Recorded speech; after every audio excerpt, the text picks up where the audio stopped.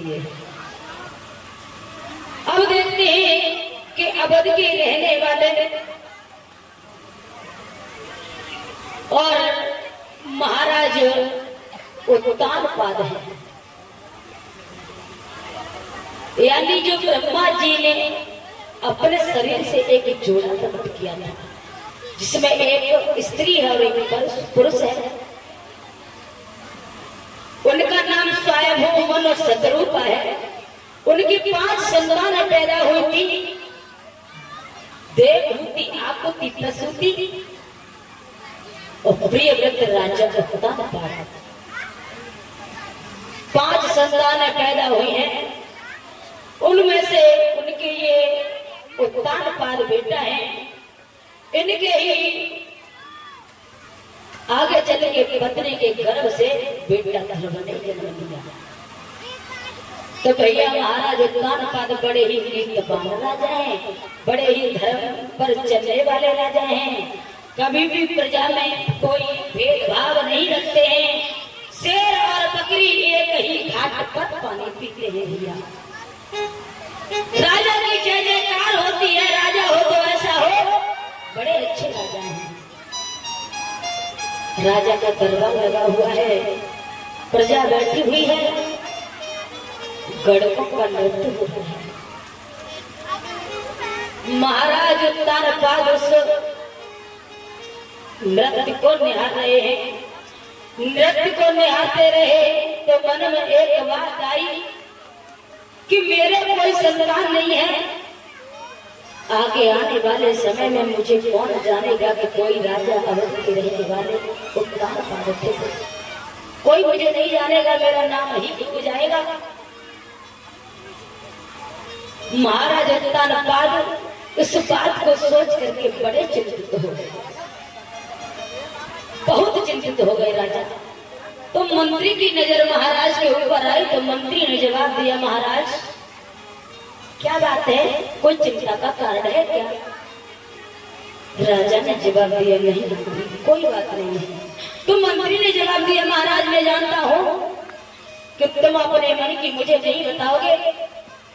इतना जरूर जानता हूं कि आप जब महलों में जाओगे और अपने मन की बात अपनी रानी को बताओगे तो हो सकता है महाराज आपका मन हल्का हो जाएगा। आप ऐसा करो, सीधे इसी समय आप अपने महलों में चले जाएंगे। महाराज उत्तानपाद अपने घर के लिए प्रस्थान करते हैं। जैसे ही रानी सुनीति ने देखा, रानी सुनीति ने आसन डाला, अपने पिया को बैठाया, जल लाकर के जल दिया, लो महाराज पानी पी लो। और जैसे ही चेहरे की तरफ निहारा, रानी के पैरों तले जमीन खिसक गई। विचार किया है रानी ने कि न जाने आज क्या बात है जो मेरे पिया का चेहरा कुमिला गया है। तो रानी ने जवाब दिया और रानी कहने लगी है, हे महाराज हमें एक बात बताइए कि आपका चेहरा पर उदासी छाई हुई है।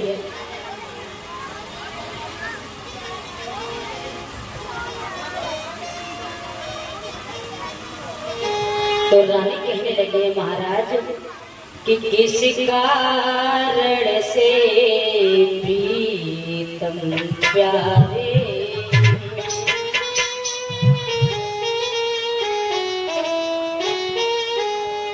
हाथ जोड़ के रानी पूछने लगी,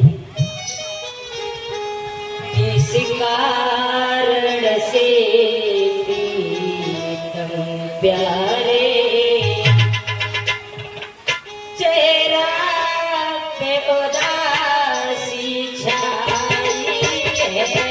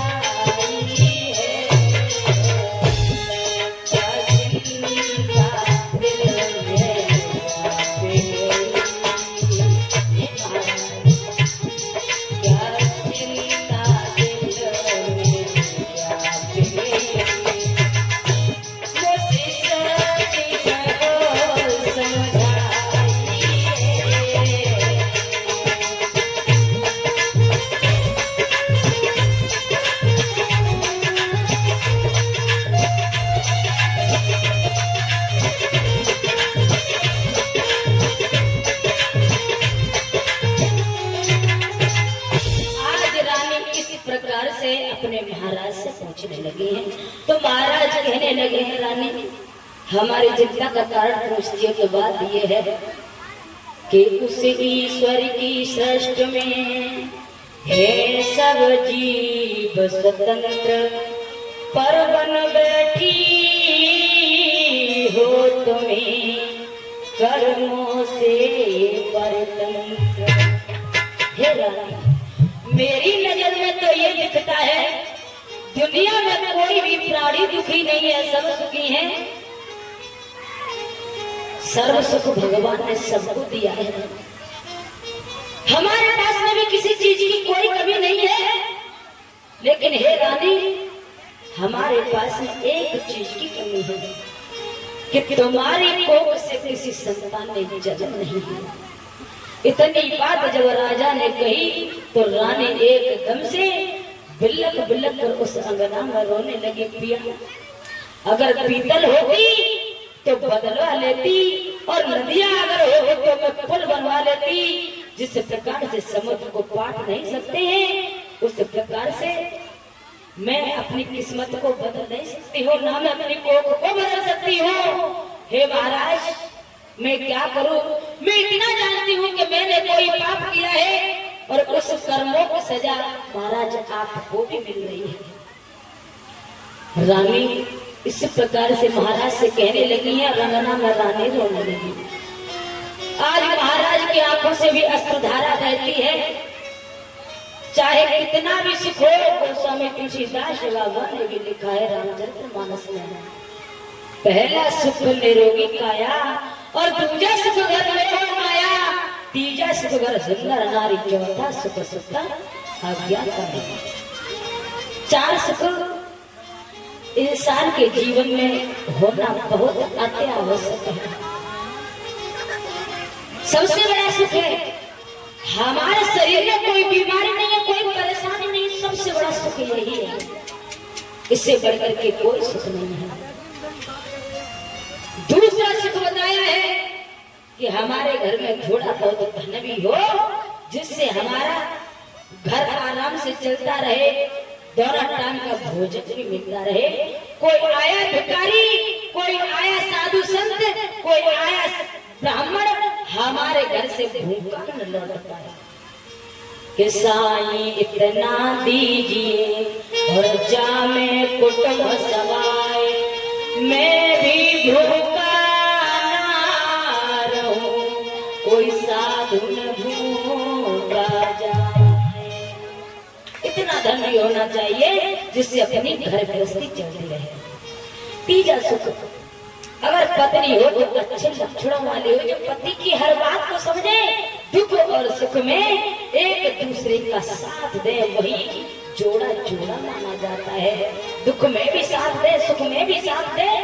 और पति पत्नी के बीच में कोई चिंता वाली बात है, या कोई हम कार्य करते हैं, कोई छोटे से छोटा या बड़े से बड़ा काम करते हैं, तो पति पत्नी एक दूसरे की सलाह लेकर के ही हमें आगे कदम बढ़ाना चाहिए।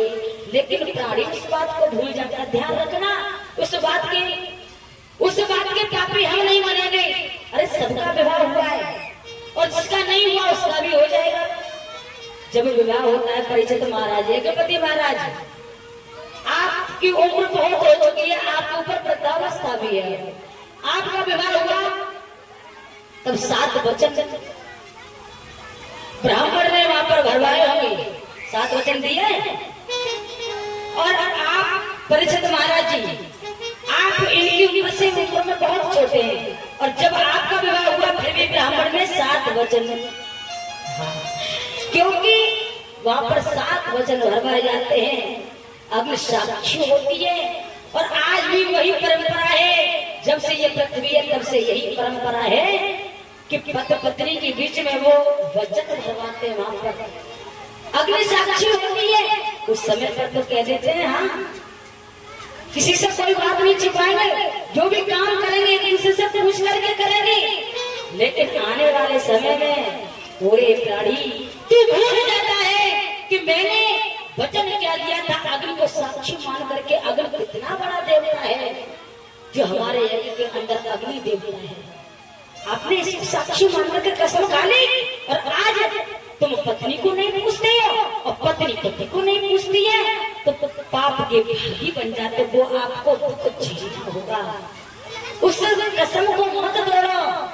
जो भी काम है एक दूसरे की सलाह लेकर ही आगे के लिए कदम बढ़ाइए। आज रानी सुनी थी और राजा बड़े ही परेशान हुए। तो रानी रोती रही तो रानी के दिमाग में एक बात आई, हो सकता है कि मेरे कोई संतान पैदा नहीं हो रही है, अगर मैं अपने महाराज का दूसरा विवाह करा दूंगी तो दूसरी रानी के संतान हो जाए।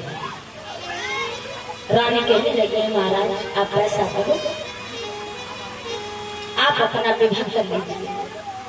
महाराज कहने लगे, रानी क्या कह रही है, हम विवाह हरगिज नहीं करेंगे, हम विवाह हरगिज नहीं करेंगे। तुम्हें पता है हे रानी, अगर मैंने दूसरा विवाह कर लिया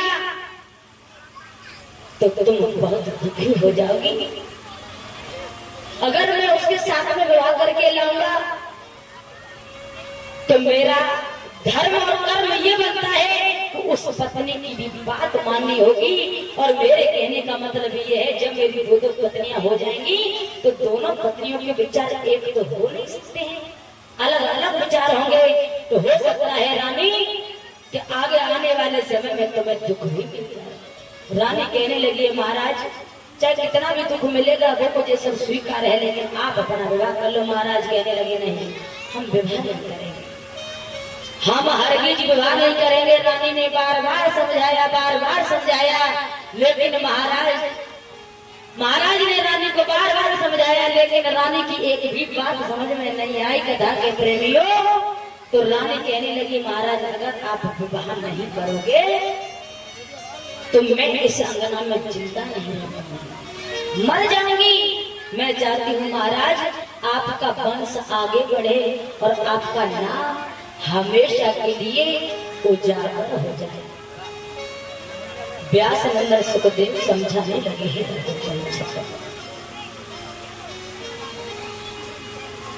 जब रानी ने महाराज को विवाह के लिए विवश कर दिया, महाराज कहने लगे हैं, ठीक है जब तुम शादी के लिए बोल रही हो तो मैं शादी तो कर लूंगा, लेकिन रानी अगर तुम्हारे ऊपर कोई भी दुख या संकट आता है तुम हमसे कह नहीं पाओगी। क्यों?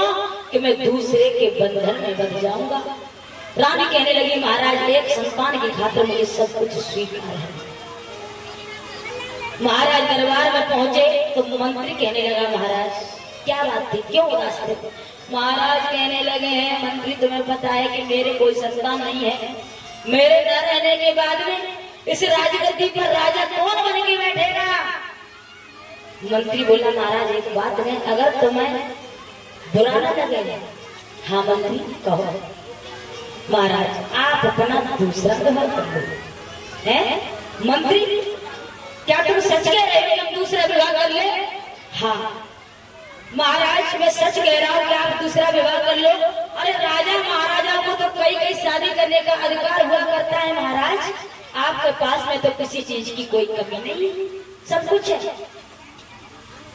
राजा ने जवाब दिया, ओ मंत्री तुम अभी शादी के लिए कह रहे हो और यही मेरी पत्नी सुनीति ने कहा, ठीक है।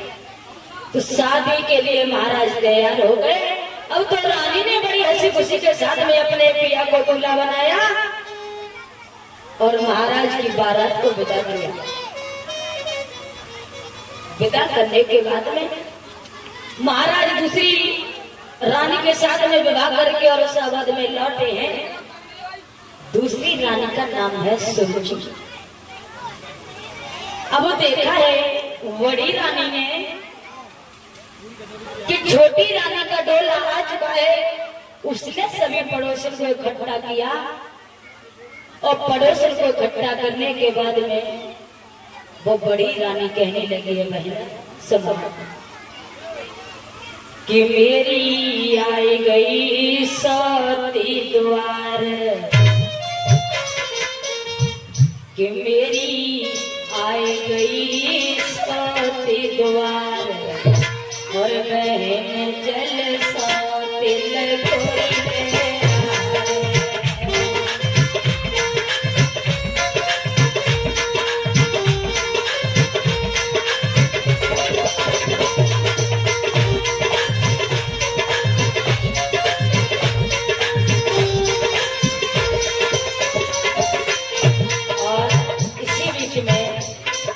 ये घर में चंद्र पटवारी इसी गांव कांकोर के रहने वाले हैं। 101 रुपए ठाकुर जी के दरबार में दान करते हैं। भगवान हमेशा खुश रखें। जिन लोगों ने दान किया है भगवान हमेशा उनके धर्म मार्ग की तरफ बढ़ाते रहे, खजाने में कोई कमी ना आए।